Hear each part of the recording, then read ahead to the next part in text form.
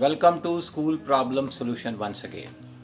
On 17th of June 2021, the CBSE has announced its promotion policy for class 12th 2021. Today, with the help of this small video, I am going to precise the whole policy for the simple understanding of one and all.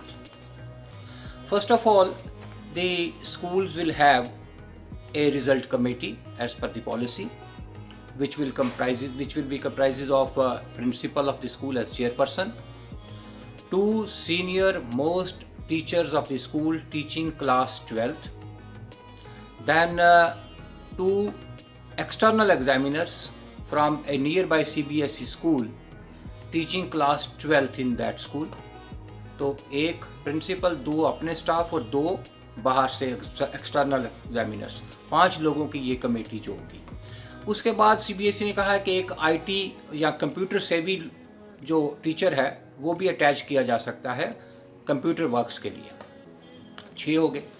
उसके बाद उन्होंने कहा है कि जो subject wise बच्चों की performance देखनी है और उसकी मॉडरेशन करनी है, अलाइनमेंट करनी है, उसके लिए सब्जेक्ट वाइज टीचर्स को भी कमेटी कंसल्ट करेगी।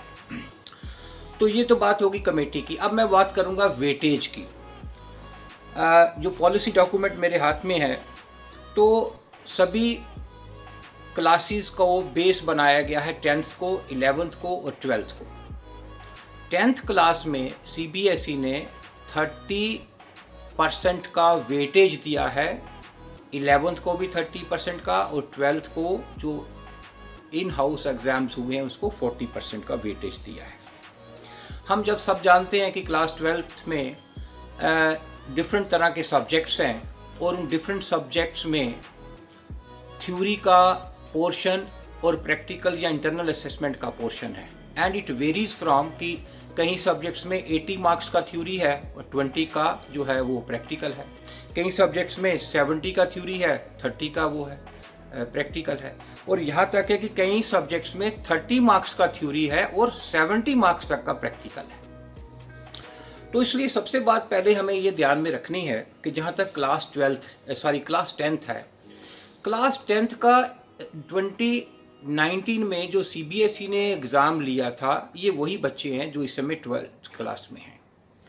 तो इसलिए सबसे पहले क्या करना है कि क्लास 10th का जो 2019 का रिजल्ट है उसका थ्योरी पोर्शन जो है उसको हमने 30% की वेटेज देनी है, और ये मार्क्स जो है वो सीबीएसई हमें प्रोवाइड करेगा ऑनलाइन। यदि कोई बच्चा किसी दूसरे बोर्ड से क्लास 10th किए हुए है तो उस बच्चे के मार्क्स जो है वो उस स्कूल को अपलोड करने पड़ेंगे जो दूसरे बोर्ड में उस बच्चे ने क्लास 10th में रिजल्ट में मार्क्स लिए हुए थे। तो इस तरीके से ये क्लास 10th का रिजल्ट इस तरीके से 30% बनेगा। क्लास 11th का जहाँ तक सवाल है, उसमें क्लास 11th में फाइनल एग्जाम जो हुआ था उसका थ्योरी पोर्शन जो है वो कंसिडर किया जाएगा और उसको भी 30% वेटेज दिया जाएगा। क्लास 11th को इसलिए कंसिडर करना ज़रूरी था क्योंकि वही सब्जेक्ट्स जाके बच्चे के क्लास 12th में होते हैं और हैं भी। उसके बाद आ गया क्लास 12th जिसको 40% का वेटेज दिया है। उसमें यूनिट टेस्ट हैं, मिड टर्म्स हैं, प्री बोर्ड्स हैं। कुछ स्कूलों में कुछ एग्ज़ाम्स हुए हैं due to the local conditions, Covid का जो प्रॉब्लम था, लॉकडाउन का प्रॉब्लम था। तो इसलिए सीबीएसई ने जो रिजल्ट कमेटी है उसको अथोराइज कर दिया कि आप कितना वेटेज यूनिट टेस्ट या हाफ ईयरली को या प्री बोर्ड को देना चाहते हैं वो आप डिसाइड कर लीजिए। अगर सारा प्री बोर्ड को देना है तो सारा प्री बोर्ड को भी दे सकते हैं, depending upon school to school. This authority has been given to the result committees. जो बात मैंने अभी करी है 30+30+40, ये जो है ये परसेंटेज ऑफ थ्योरी कंपोनेंट की बात मैंने करी है ओनली। ये मार्क्स नहीं है, 30-40 मार्क्स नहीं है, ये परसेंटेज है of a particular subject which has a defined marks for theory in that subject. जहां पे 80 है तो 80 का 30-30-40 करना है, जहां 50 की थ्योरी है वहां 50 का 30-30-40 करना है। तो इस तरीके से ये 30-30-40 जो है ये परसेंटेज ऑफ द थ्योरी है, ना कि कोई मार्क्स है। जहां तक प्रैक्टिकल और इंटरनल एग्जाम असेसमेंट का सवाल है, उसके लिए सीबीएसई ने कहा है कि जो एक्चुअल अभी प्रैक्टिकल हुए थे हमारे पिछले महीनों में, वही प्रैक्टिकल के मार्क्स या इंटरनल असेसमेंट के मार्क्स जो हैं वो अपलोड किए जाएंगे, और उसकी लास्ट डेट भी सीबीएसई ने बताई है 28 जून तक हमें वो करना है। अब बात आती है कि if a student has not appeared in one or all the subjects, what to do. तो उसमें सीबीएसई ने फिर कमेटी, जो रिजल्ट कमेटी को अथोराइज किया है कि वो ऐसे चैलेंजेस को खुद अपने लेवल पे डिसाइड करे और फेयरनेस रखे, और इस सारी बात को रैशनल डॉक्यूमेंट में नोट करे और डिसीजन ले ले।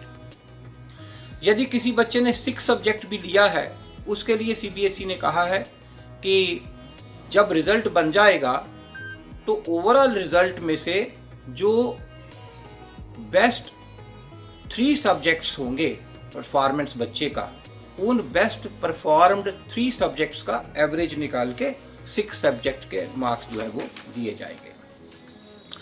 अब मैं बात करता हूं असेसमेंट मॉडरेशन की, कि असेसमेंट को मॉडरेट कैसे करना है। 10th में जैसे फार्मूला था, मिलता जुलता इसमें भी उन्होंने रखा है। वो क्या है? सबसे पहले स्कूल्स को 10th, 11th और 12th के जो मार्क्स अलाट किए हैं उनको ऐड करना पड़ेगा। सबको ऐड करने के बाद जो टोटल मार्क्स आएंगे उसको मॉडरेशन करना है। 11th और 12th की क्लास के लिए सिर्फ क्लास 10th के मार्क्स को मॉडरेट नहीं करना है, मतलब उसको कम ज़्यादा नहीं कर सकते, क्योंकि क्लास 10th के मार्क्स जो है वो ऑलरेडी सीबीएसई के दिए हुए बोर्ड के एग्जाम्स के रिजल्ट के हिसाब से मार्क्स हैं। तो अगर मॉडरेशन का मतलब है कहीं कम ज़्यादा अगर यदि करना है, वो 11th और 12th में ही करना है, और 10th में कोई स्केलिंग नहीं करनी है, कोई ऊपर नीचे नहीं करना है।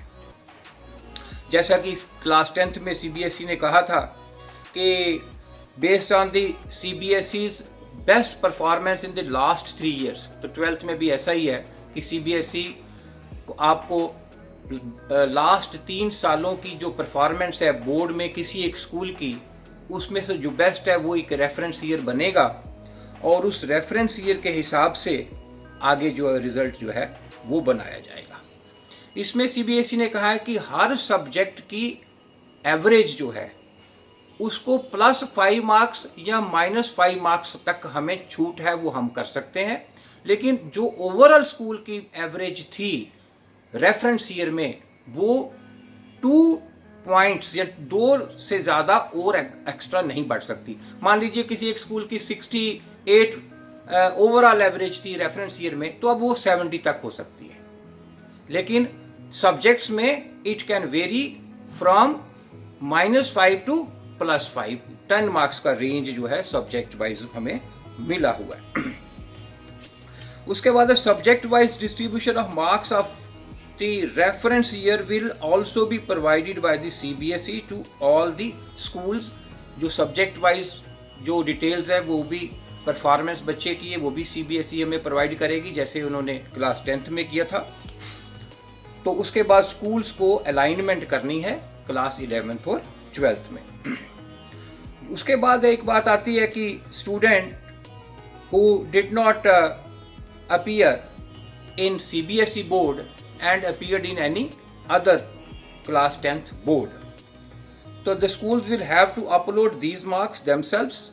स्कूलों को जैसे मैंने पहले बताया ये मार्क्स खुद ऐड करने हैं दूसरे बोर्ड के, और बाकी सीबीएसई वाले मार्क्स जो हैं वो हमें बोर्ड अपलोड करके ही देगा। और साथ में सीबीएसई ने कहा है कि if the students are not satisfied with this result policy they can later on appear in the board exam to be conducted by the CBSE in main subjects as and when the situation will be normal. So therefore, this was a brief presentation of the CBSE Class 12th Promotion Policy 2021, and I request all of you to have your queries so that we can make more videos to satisfy and answer your queries. Please do not forget to subscribe my channel SPS. All the very best. Thank you very much.